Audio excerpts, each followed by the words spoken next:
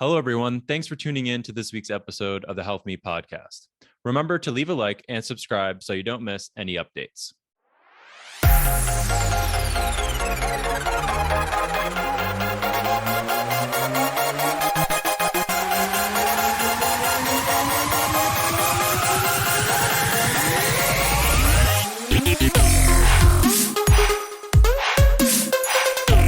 During this week's episode, our focus is brought toward the topic of patient dropout, and more specifically, the experiences and factors that ultimately lead to patient dissatisfaction or discontinuation in care. As a practitioner or a patient, it's important to understand these factors as they can drive revenue, reviews of your clinic, why particular clinics succeed, and how this can lead to a better experience for your patients. Our conversation spans many topics within the framework of patient dropout and highlights the importance of community, where patient dropout tends to happen the most, and the motivating factors clinicians need to understand to provide a good first impression. Here to discuss and sort out what drives patient dropout is the CEO and founder of PT Wired. PT Wired is the premier patient engagement solution for physical therapy clinics. Their goal is to provide your clinic with the technology to build community and promote exercise by building your very own customized app for your clinic and patients. In addition, through the use of the app, you'll be able to create a better patient experience promoting Google and Facebook reviews, creating promotional campaigns, building reward incentive programs, and much more. PT Wired has already changed the way hundreds of clinics engage with their community. I believe this episode will be helpful in understanding what a good physical therapy clinic should look like and how important patient engagement is to long-term success of any exercise program. As always, the show will be timestamped, so if you want to go back to a certain part, the outline will be in the show notes. Here's my conversation with Vikram Sethuraman. Well, we're here to discuss your company called PT Wired, and in addition, the factors that basically lead to patient dropout and the reasons why people stick to physical therapy and so on. However, you had an interesting experience with PT yourself. And I guess why don't we start with your first experience with PT and how it all ultimately led to PT Wired? Yeah, so I got into this industry based on a patient experience. I had a hip labral tear. I had a lot of stuff wrong, unfortunately, over the years, but the kind of biggest one that I had was a hip labral tear. And that was, followed by 18 months of PT to really get to 100%. And during my patient experience at the very beginning, I got a piece of paper given to me with exercise instructions on there and like stick figures, and ended up losing it. I was coming at it as the very motivated patient. It was a sports injury, so I was very big into athletics, and I wanted to be back out on the field as quickly as possible. So for me, losing it was like very frustrating because then I didn't have any guidance until my next visit, and I felt like I was not optimizing my recovery.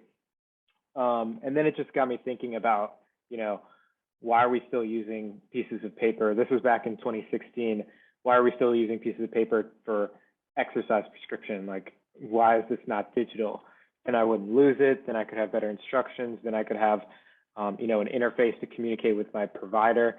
But yeah, that was kind of how things originally start. Like the original idea came up was just based on my experience as a patient, a hip labral repair rehab patient.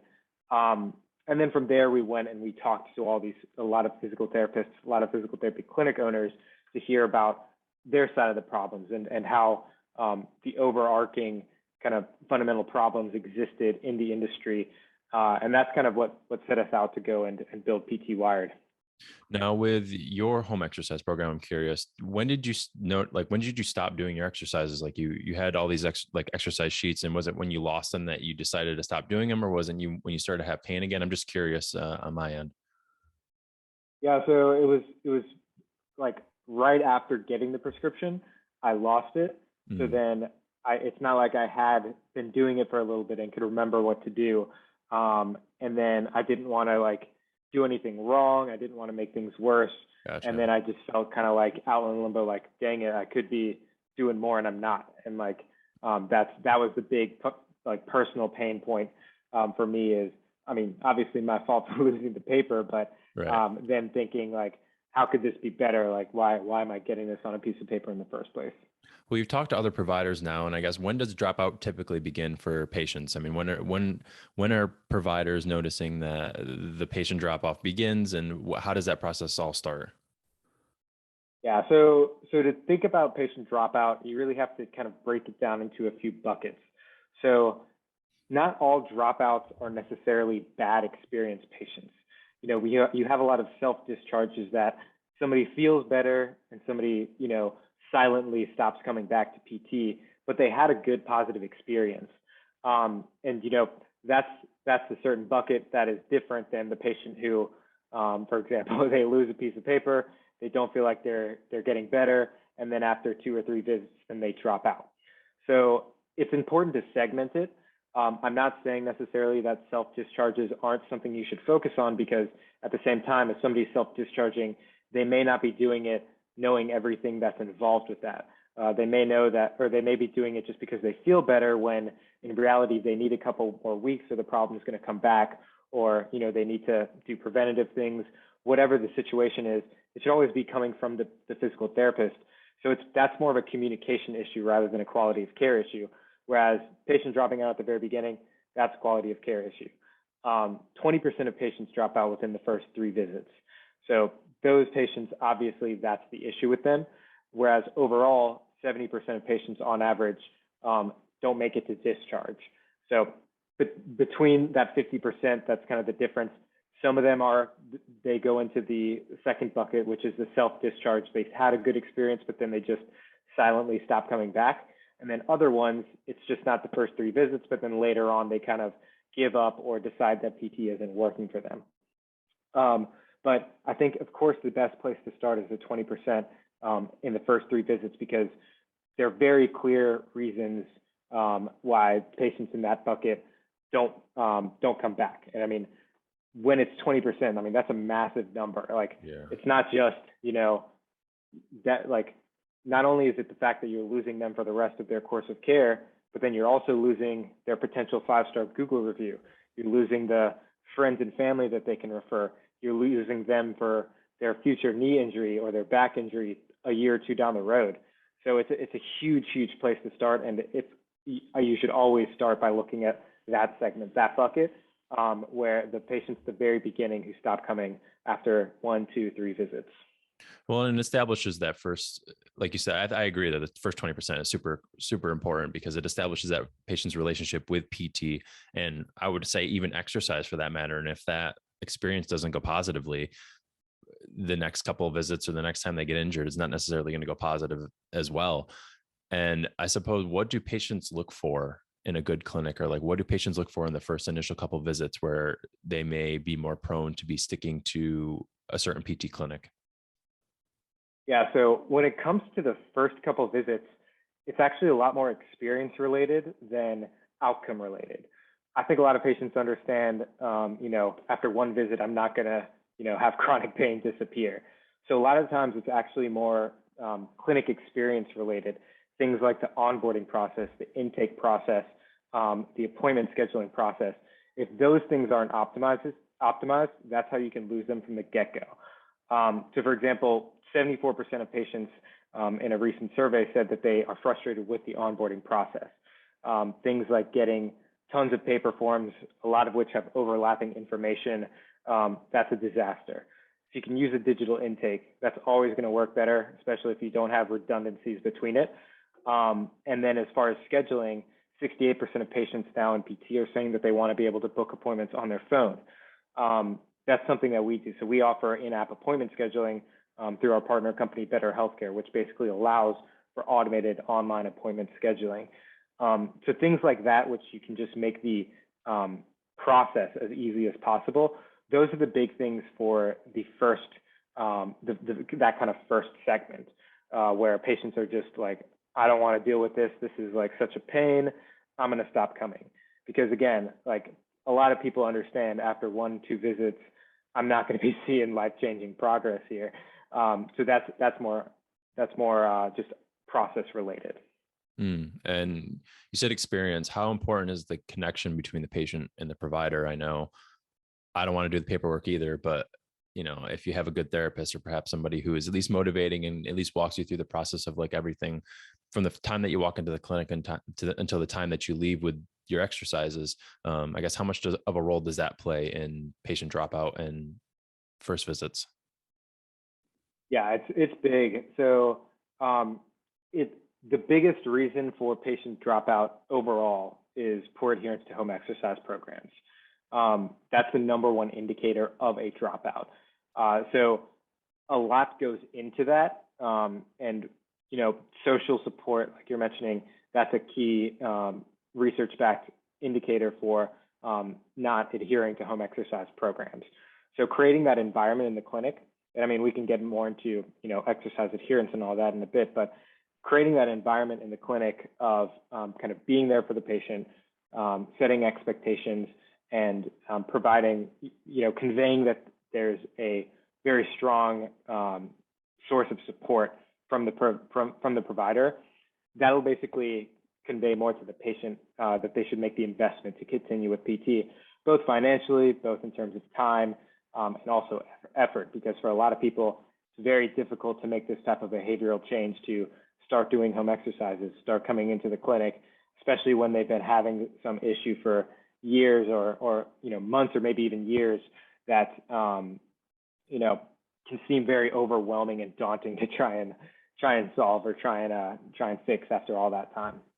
Well, I would say like if you've never exercised until you're like 50 or 60, the first time someone coming to you is like, hey, you got to exercise. You're like, well, I haven't done it for the first 50 years of my life. Why do I have to do it in the back end here? So it's always a certain challenge. And, bedside manner is huge. They even do it. And with surgeons, they say that even having a lot of people will typically go with the person who has better bedside manner than the person who actually has better surgical skills, which is kind of bizarre for even something as surgery. But I'm sure like there's definitely overlap when it comes to PT. And now 20%, again, still sticking on that early phase. What have therapists done to mitigate that in the past? Like, what have they tried to do to change that? Because it's not necessarily new news that patients drop out early on, but I guess like what are some old strategies that therapists have tried and maybe not have worked? Mm-hmm. So a big thing at the very beginning is communicating an expected plan of care and expected number of sessions.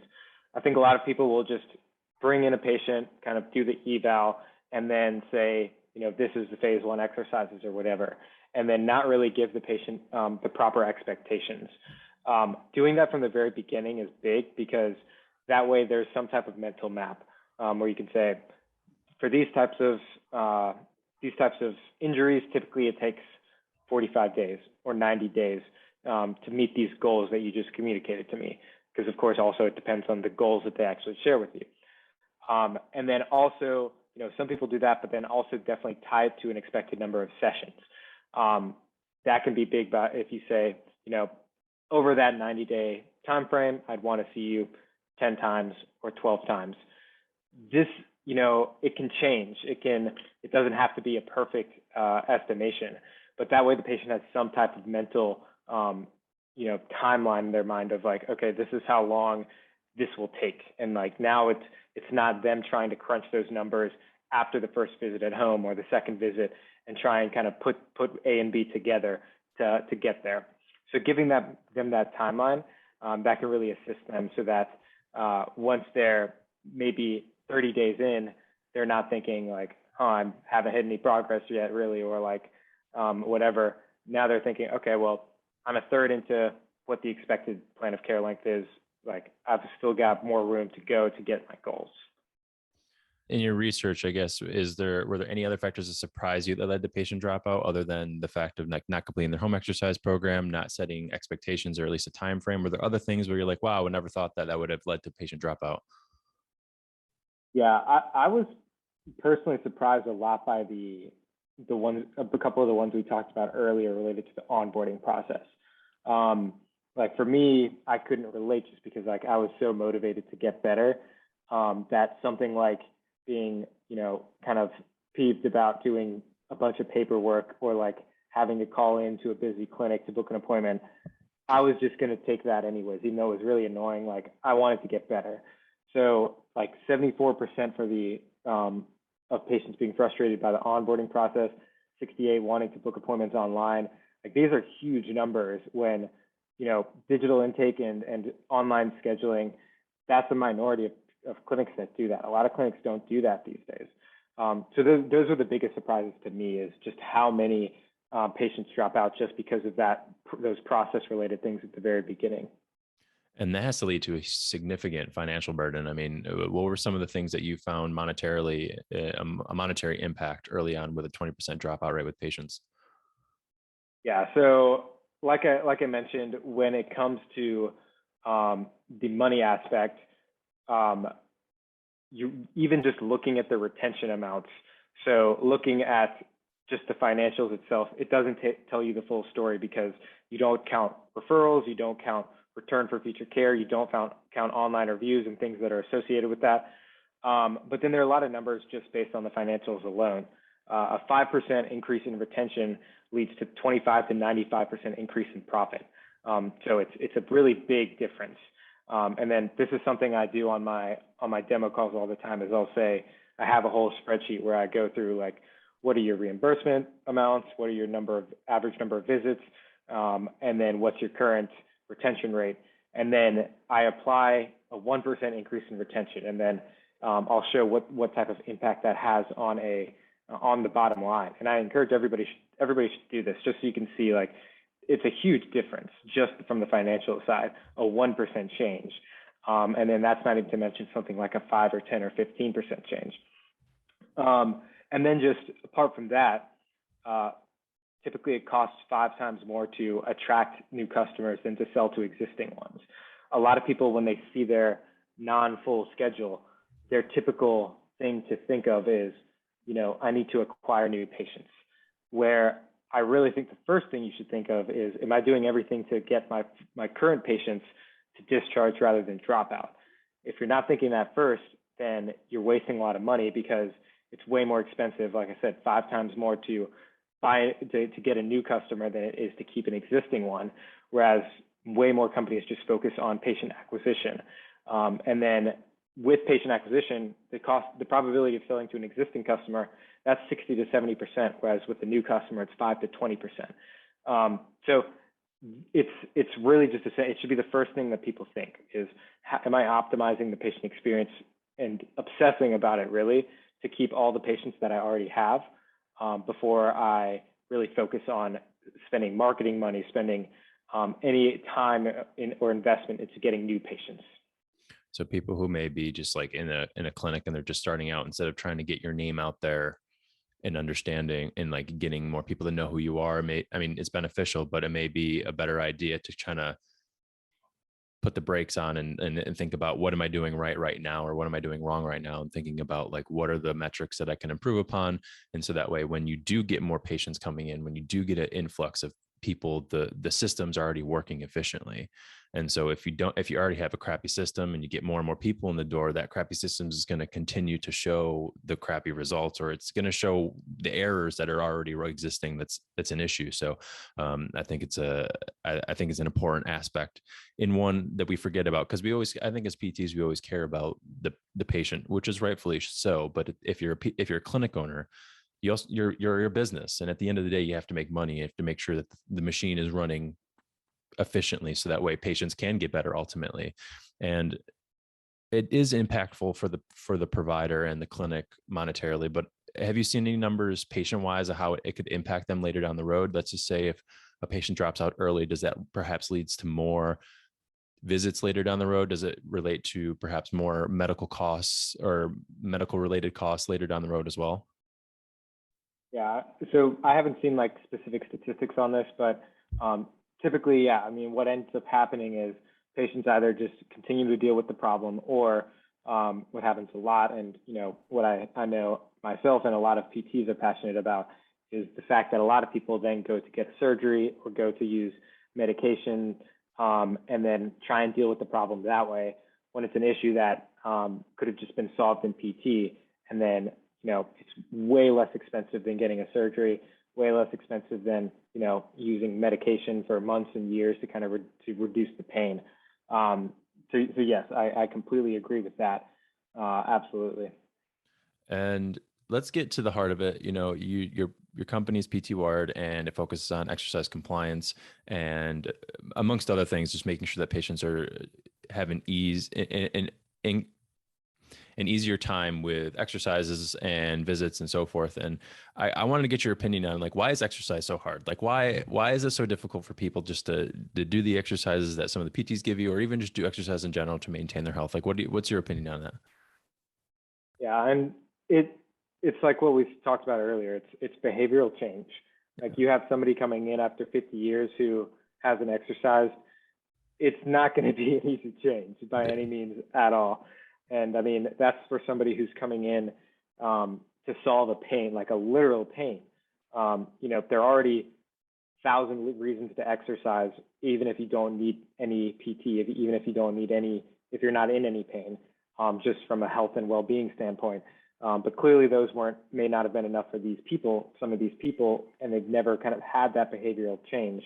So yeah, I mean, it's difficult, and that, the research says that the top four reasons that people, or the top four factors for behavioral change, specifically for exercises, are social support, like I mentioned, goal setting, positive affect, and restructuring misconceptions.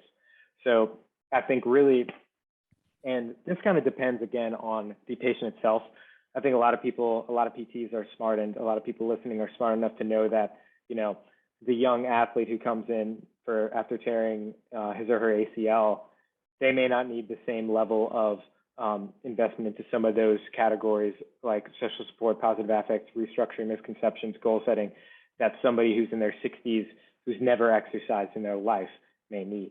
I'm not saying necessarily they don't. Believe me, young athletes can also be very, very non-compliant. Absolutely. But that's a big part is just kind of identifying the patient, and then trying to gauge which of those four are the primary things that may impact that specific patient's adherence. So were you kind of familiar with those four indicators for behavioral change on exercising? I think intuitively in a way, right? Like, support and making sure, the preconceived beliefs. And then also just like, one thing that I always think of is like their training age. If somebody's, the first year or two into their like workout routine, and they come to me because maybe they just started running or whatever, they may be more motivated to get, continue doing exercise because they just started their programming. It's all new to them. It's really, they want to learn. And then again, it's that like somebody who hasn't worked out in a day in their life. It's like, I know I'm going to have to focus on perhaps the other aspects rather than just like the exercise to get that patient back in the door. And I think one thing that I've found helpful is like finding an exercise that's meaningful to the patient. I mean, it's easy just to prescribe exercises that we've learned in PT school or just maybe through continuing education. But I mean, finding an exercise that can actually alleviate the pain, at least even going down like one or two numbers on the VAS scale is huge. And I think it creates more buy-in and trust, certainly. And I think that's been more important for me, is finding that meaningful exercise. And it's like, oh, this is going to allow me to get down and bend down and pick stuff off the ground, or this is going to allow me to, go for longer walks or whatever it may be. I think that's what's been important to me. And, but yeah, certainly it's interesting to hear from your side, because you're mostly just you're studying the way people interact with things. And I'm assuming that's what you had to do and teach yourself, so that way you can build this app, right?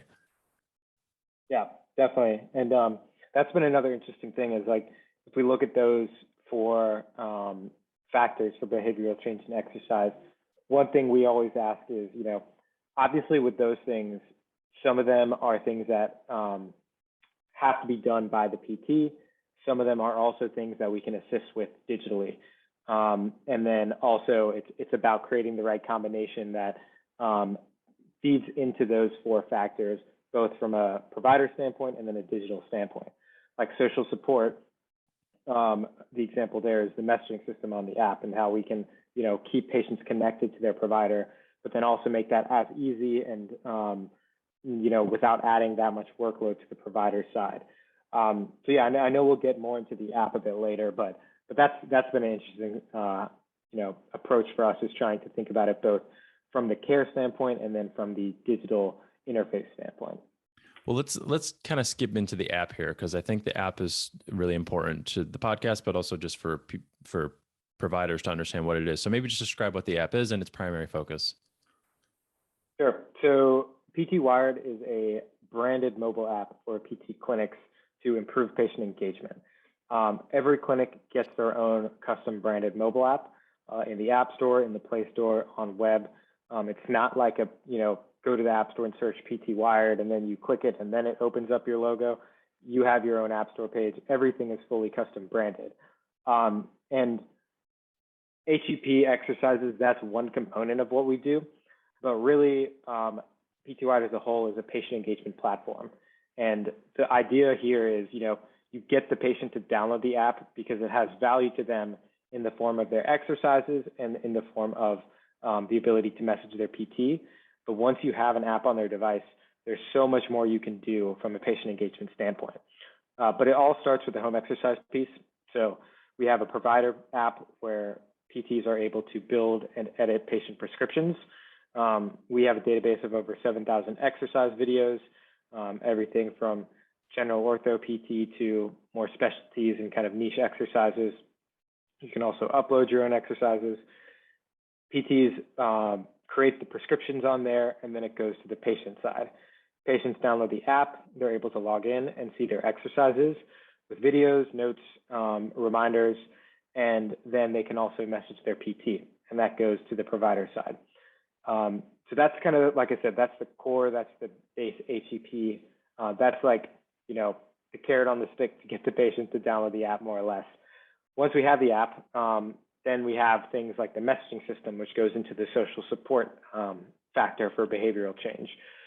We have this messaging system, which we constantly are kind of reminding the patients that it's available for them to ask questions, make clarifications through the app. So then those changes happen in between clinic visits rather than having to wait every time until the next clinic visit.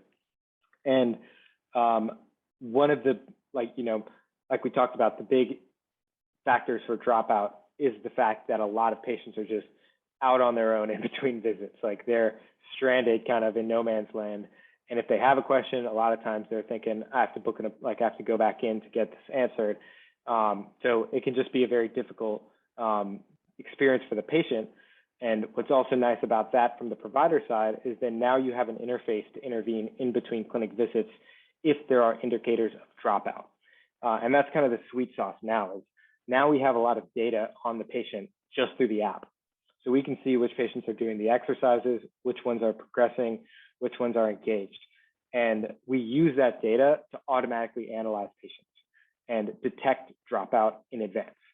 So if we see that patients aren't adhering, if we see that patients aren't active, we can let the PT know that, so then they can shoot the patient a message and say, hey, just wanted to check in, make sure everything's okay. I noticed, you haven't logged the exercises as much this week or whatever. Trying to intervene earlier before dropout occurs. And then on the other side of that, we have, for the patients who are progressing, for the patients who are highly engaged, then we do things like ask them to leave Google reviews and give them pop-ups on the app for that. So basically the idea is to use all the data we can to optimize the patient experience and then detect dropout, allow for interventions before dropout occurs, and then for your super fans, get the reviews, get the kind of positive responses from them automatically.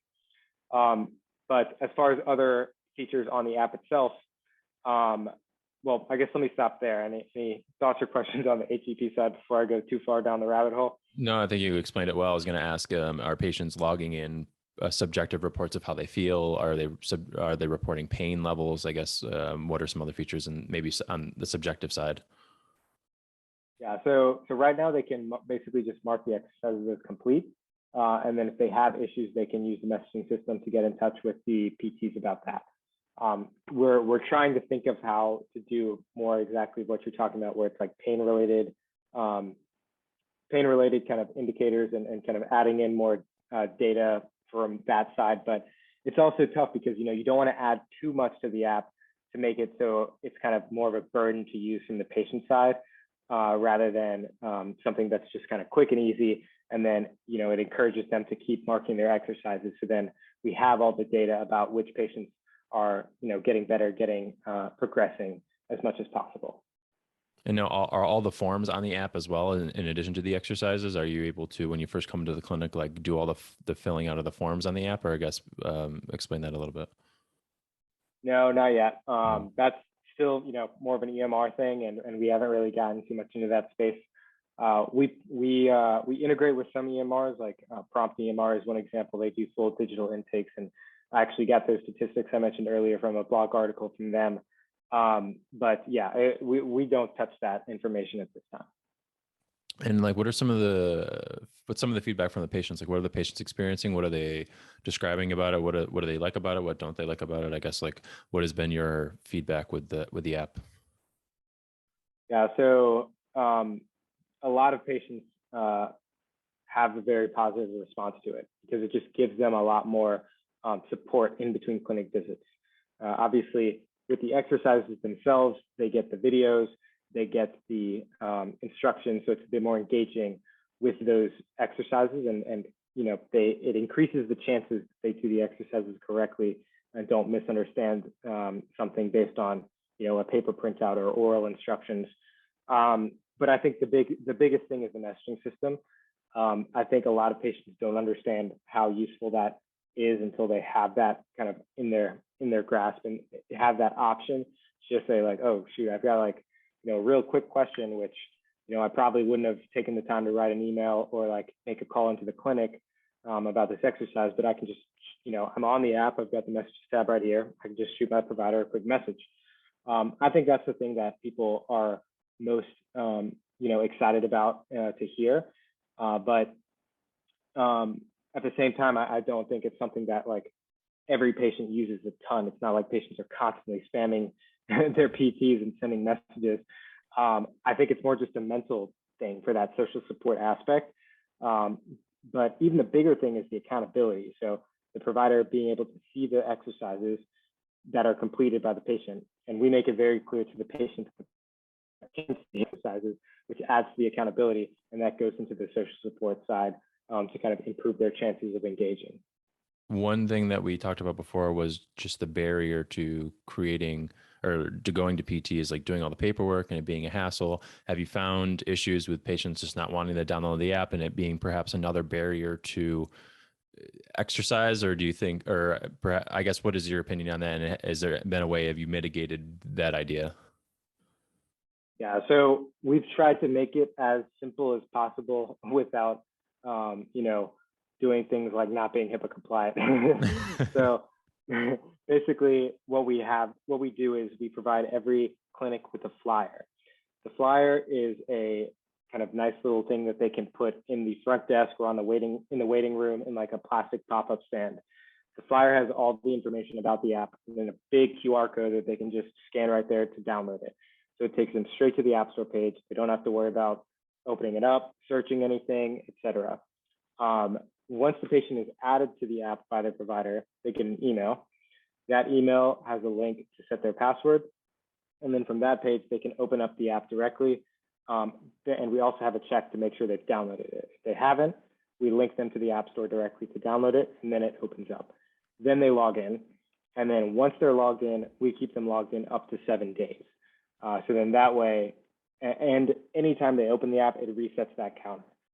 So ideally, a lot of people don't have to log in ever more than once. So with that, that's about as good as we can do because we want to have patients have accounts so that we can keep it HIPAA compliant to do things like the messaging system. But at the end of the day, you're never going to get everybody. You're always going to have some patients that are like, just give me the paper. Like, I don't have an app. I don't have a phone. I don't want an app. And to try and curb that somewhat, we also have a web application option that, if somebody doesn't want to do the mobile app, they can access via web and still get videos and all that. But yeah, at the end of the day, you're not going to get everybody. So we have the print option, we have a web option. You also mentioned that, patients aren't like bombarding their therapists on the weekends or like during the week for questions, I suppose. What are the patient or what are the therapists' perspective on the app and what have they seen and what have they liked about it? Yeah. So let me ask a question first. Therapist or clinic owner? Because it's a bit different for each of those. Yeah, that's a good question. I would say let's start with a clinic owner, and then we can kind of maybe go down into the therapy, like the therapists themselves. Hmm. So for clinic owners, a lot of times, they're looking at the numbers, and I think that's good. I think that's what clinic owners should do. From the very beginning, before any numbers are in, a lot of things that, or a big piece that a lot of clinic owners are excited about is the branding piece. Being able to say we have our own app. I mean, it's a very impressive thing. The patient never sees the PT Wired name from start to finish. So then, from the patient's perspective, this PT clinic, who may only have 4 or 5 PTs or one or two or whatever, their perspective is that the clinic went out and built their own app to really optimize the patient experience. So it's a very impressive thing from the patient side. And then also now you have this branding touch point on their device. Even if they're not opening up the app, as you're scrolling through your phone every day or whatever, you're still going to see that logo, you're going to see that name of the PT clinic, and constantly be reminded about the brand. So I think a lot of clinic owners are excited about the branding piece. Also, some of the stuff we haven't talked about yet are the other marketing related features of the app. Like I mentioned, we get the patient to download the app as a home exercise tool. But once we have the app on their device, there's so much more we can do from a marketing and engagement standpoint. I talked about how we ask patients automatically to leave Google and Facebook reviews based on if they've hit a kind of, threshold of engagement that we are tracking automatically. But some other things are the ability to add buttons that link to different pages on your website, or pages like workshops or classes or other information that you have. Also, you can add a reward program where you could pick some type of reward, like win a clinic t-shirt or hat or mug if you do your exercises 15 times. So you can kind of customize it a bit like that. And then overall, we have a whole achievement system where the patient gets these awards and trophies for good behavior, good progression through their care. And then also from a marketing side, things like push notifications, being able to write up a message, send a button, and then blast out to all your patients some type of marketing message. For example, we have a workshop coming up. If you know anybody that needs PT, click here and they can sign up, click here for more info and you can send it. Or clinic closed due to COVID or a snowstorm or whatever. Now you have another kind of powerful interface that people are much more likely to look at their phone. There's lots of stats I could tell you about email versus push notifications, but people are much more likely to look at a push notification. So yeah, for clinic to kind of wrap up the clinic owner side, a lot of people are really focused on the branding and marketing and financial side of dropout versus discharge.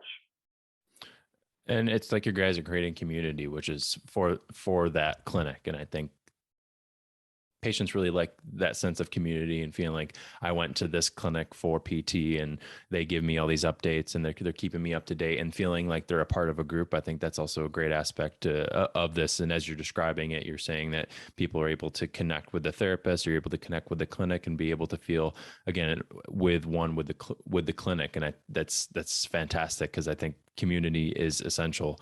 Back to my other question, I guess, when therapists are using because these are ultimately the people who are going to be using it, the therapists, I guess, like what is their interpretation on using the app with the patients? Yeah, so a lot of reports that we get are ease of use from the therapist side. For Capterra, we got the best ease of use for PT software in 2020 award. So a lot of people have kind of like rated us highly with that. It's something we spent a lot of time going very, very slowly to try and get that right. But we have, for example, the exercise search system. It's great to say we have 7,000 exercises, but then if you think about it more, then it's like, okay, now if I'm searching for what I want, I may have way more stuff kind of popping up that I don't want. So for example, with our search system, we built a search system that learns as the user is using it to prioritize things more based on the user. Also, we cache search results, so then it will load way faster. We have things like favorites for exercises, exercise program templates, and exercise filters. So basically trying to make the process to build an exercise prescription as quick as possible for the therapist. Right now, typically it takes 60 to 90 seconds for a non-EMR integrated creation of a prescription. If you have the EMR integration through Prompt or a different EMR system, then it's even quicker because you don't have to add the patient, you don't have to log in, you don't have to go through the patient profile. But yeah, that's the big one from the therapist side. More than that, I think it kind of depends on really the how the app is used overall. Like, is it a group that pushes a lot of content to the app, or pushes a lot of content to the patient through the app from a marketing perspective, or not? Those other things, that's kind of more what will dictate it after just the ease of use. And the idea is as you're prescribing the exercise, you could perhaps have your phone or your laptop there, and you can be prescribing the exercise as the patient's doing it. And you can annotate notes with the patient and be like, this is what this means. And you can go through it right there with the patient so they have a complete understanding of what's going on. And it's very easy to understand. And you said there's a web version of it too, so you can show it on a computer. So makes it really easy. Yep, exactly. And you can preview it to the patient. So you could show them the video right there on that same portal. So then as they're doing it, as you're kind of prescribing it to them, you can demo it as well. And you're collecting all the data from all your patients and you're putting it all into one area. What's the ideal amount of exercises that therapists are prescribing to improve adherence? You have all these providers prescribing exercise. Some prescribe one, some prescribe four. I guess, like, have you seen a correlation between the amount of exercises that therapists prescribe and if patients stick with their home exercise program, or even if they drop out? Yeah. So the latest study that I've seen says 3. You should start with 3. Again, I think it depends. Like, a lot of people have common sense enough to evaluate a patient and understand what their capacity is to do exercises. For somebody like me, for example, going through my hip labral repair, I would be pissed if I only got 3 when I could be doing 8 to like optimize my recovery, right? So, it's not like a cookie cutter 3 for everybody. But that's what the research says is the best overall, is 3.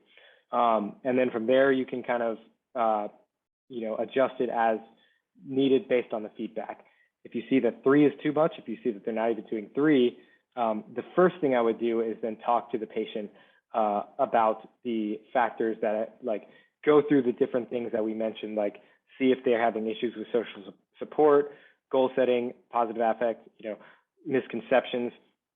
But I would even then also go through the factors affecting HCP adherence, like perceived barriers, like, are they not having enough time? Are they forgetting? If that's the case, go through a scheduling with them. Say, like, hey, when would be a good time on your daily schedule to be able to do exercises? And then if they say something like, oh, I'll have probably 10 minutes at this time and that's it, then you can give them 2 exercises or something to do during that 10-minute time frame.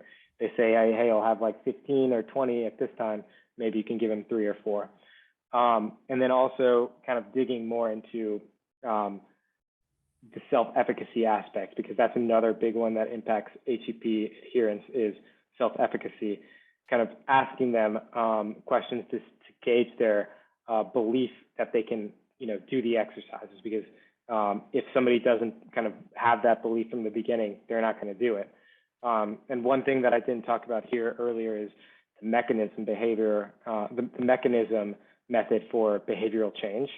Explaining the mechanism of the exercise for people with self-efficacy issues can be a big that can be a big thing to curb that. So explaining why to do the exercise, like some of the technical side of what the exercise actually does. This exercise improves your quad strength, which, then we'll do this and this. You don't have to get super technical. You don't have to get super anatomical. You can kind of meet the patient at the language level that you could see them using. But the idea there is, even if they have a rough understanding of the mechanism, all of the behavioral research says that they're way more likely to do the exercises. Early on, 3 exercises, it seems like that's a magic number, obviously with give and take here and there. As care goes, we've been talking about kind of the outliers, or at least the beginning and the end of like patient dropout, but throughout the entire course of care, you should be kind of managing what kind of exercises the patient should be doing. And have you collected data that indicates there's a certain amount of exercises the patient should be doing at one time, or maybe they're is an indicator that says like once you go beyond this point of exercises, it kind of becomes counterproductive because they stop doing exercises?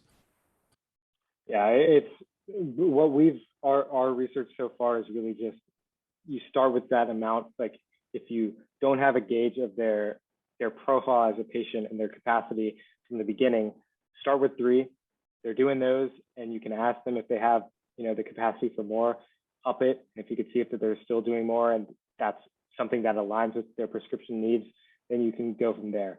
But really, what we've seen so far is just adjusting it based on the data that you're getting so far, either cutting it down, bumping it up, or staying the same based on what type of data and feedback you're getting from the patient.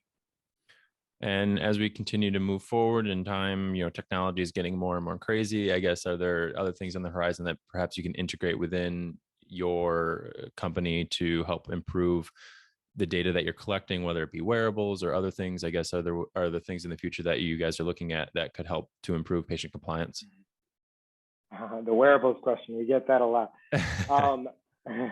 So for hardware currently, we're not going to spend too much time on it, just because I still think there's so much more just from the digital side that we can do before we jump into something super technical and kind of in another sphere like hardware. Really for us, it's more going down the engagement route. Well, one of the things we're working on now is being able to automate a lot of the engagement. So right now we have some level of automation where if we're detecting dropout, we'll automatically give the patient prompts within the app that are kind of checking in on the patient and making sure everything is okay. So we want to do more with that. We want to kind of have the option for sequences for check-ins, where you can customize sequences that will automatically check in, or drip content to the patient through the app to kind of keep them involved. Same way a lot of people do with email sequences or other things like that, but then doing it through the app interface, since now we have this more engaging interface. So marketing engagement, that's more kind of what's on the horizon. Up to now, we've just kind of been really refining the HCP side, and that's in a really good spot. So then moving more into that in the future. Well, it's certainly exciting. I continue to read more and more articles about AI and also just like wearable technology, and especially in healthcare, it's going to be very interesting to see where the space continues to grow and move towards. With push note, I want to go back to push notifications, emailing for a second, just because as a clinic provider, just to talk to more people is great. I guess, are people still using email for content? Are they more pushing towards like push notifications? You kind of touched on it a little bit. People like to use the push notifications more, but I want you to maybe elaborate a little bit more on that. Yeah. So research shows that push notifications are way more likely to be read than emails for marketing. So, I think a lot of people now that we work with do both. They'll still send out the email, but then also send out a push notification. So then that way, if the patient misses the email, they can see the push notification. Where it gets a bit more interesting and exciting for us is then integrations into the app itself. For example, last month we had a clinic who had a Christmas party. So they had like a clinic Christmas party with like giveaways and free sessions and things like that for a certain day. So what we did is we sent out a couple of push notifications leading up to it, and then also added in a whole section to the app about the event itself. So then they could click the push notification, be taken straight into that page with the app with all the event information, and then register for the event right from there. So that way it's kind of like super customizable, and then it creates that marketing interface. That group, they still send out emails, to their list about it, but that's just one example of something that people have done, and then it gets more interesting with that integration with the app itself, based on what type of conversion mechanism you're looking for, or call to action that you want with your marketing. Well, I'm excited for clinic owners to get started on this, get involved. How many clinics have already used this app, use PT Wired, and have already created their own app? So we're over 200 clinic organizations now. I'm certain more PT clinics are going to be continuing using more and more. And wrapping things up here in the final part, this last portion of the podcast is called the Health Me to Health You.